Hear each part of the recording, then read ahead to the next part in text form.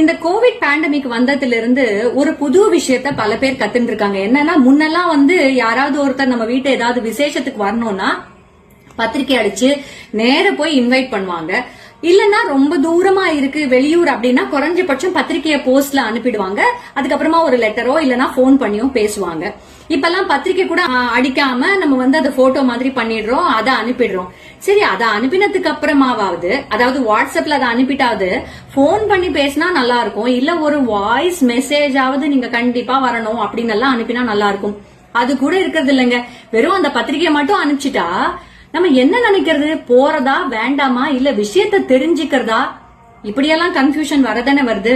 அப்பதான் நான் புரிஞ்சுக்கிட்டேன், சரி யாராவது நிஜமாவே வரணும்னு நினைச்சாங்கன்னா, நம்ம நினைச்சாலும் சரி இல்ல அடுத்தவங்க நினைச்சாலும் சரி, பத்திரிக்கைய வாட்ஸ்அப்ல ஃபார்வர்டா அனுப்பினா கூட ஒரு போனாவது பண்ணணும், அல்லது ஒரு வாய்ஸ் மெசேஜோ இல்ல டெக்ஸ்ட் மெசேஜாவது கண்டிப்பா நீங்க வரணும் அப்படின்னு அனுப்பினாதான் கொஞ்சமாவது மரியாதை மிச்சம் மீதி இருக்குன்னு நம்ம தெரிஞ்சுக்கணும்.